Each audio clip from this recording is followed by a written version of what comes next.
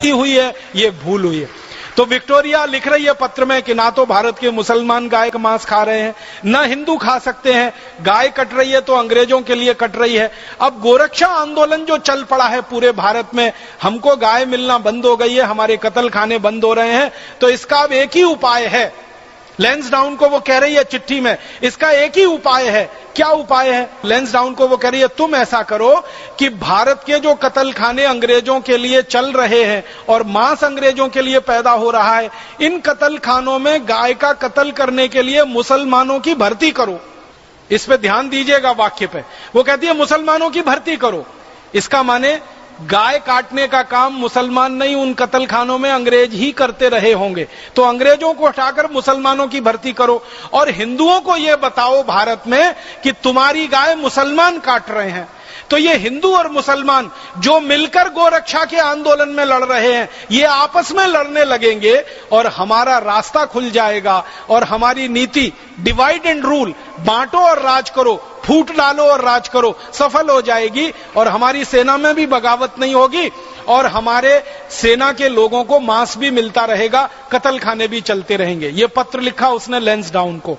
लैंसडाउन ने पत्र पढ़ा, उसने फिर मीटिंग बुलाई, मीटिंग बुला के उसने आदेश दिया कि जितने सरकारी कत्ल खाने हैं उनमें मुसलमानों की भर्ती की जाए।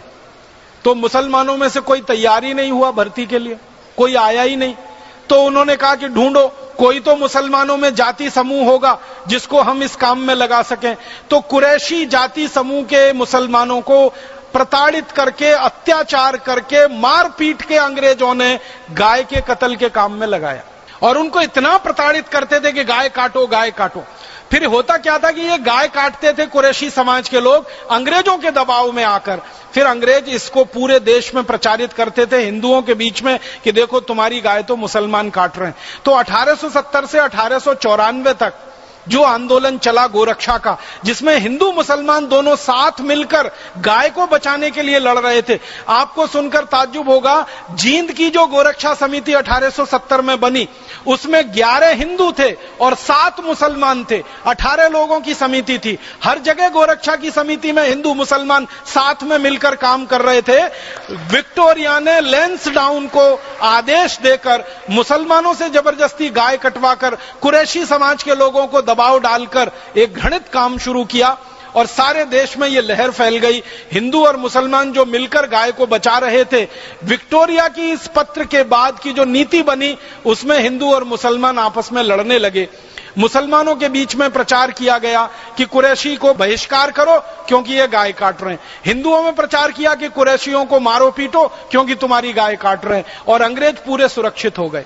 1894 से ये नीति बनी और 1897 में इस नीति ने पूरे देश में एक विस्फोट कर दिया। और पहली बार मुझे ये दुख है कहते हुए कि हिंदू मुसलमान का पहला दंगा 1897 में अंग्रेजों ने कराया, वो इस नीति के तहत कराया ताकि ये हिंदू मुसलमान अलग अलग हो जाए और इस देश की गाय कटती रहे और अंग्रेजों का शासन सुरक्षित रहे। लैंसडाउन वो खतरनाक अंग्रेज अधिकारी था जिसने हिंदू मुसलमानों को लड़वाया और हिंदुओं को मुसलमानों के खिलाफ, मुसलमानों को हिंदुओं के खिलाफ बरगलाया।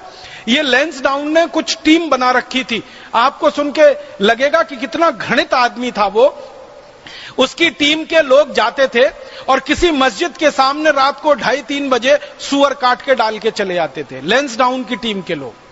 और सवेरे हल्ला मचता था, देखो हिंदुओं ने सुअर काट के मस्जिद में डाल दिया। फिर लैंसडाउन के लोग जाते थे और किसी मंदिर के सामने गाय को काट के छोड़ के चले आते थे और लैंसडाउन के कर्मचारी प्रचार करते थे, देखो मुसलमानों ने गाय को काट दिया। इस तरीके से दंगा भड़काया और 1897 में जो दंगा भड़का इस देश में, वो दंगा भड़कते भड़कते 1905 तक इतना खतरनाक हो गया कि अंग्रेजों ने हिंदू और मुसलमानों के आधार पर देश का विभाजन करने का तय कर लिया और बंगाल राज्य को पूर्वी बंगाल और पश्चिमी बंगाल में बांट दिया।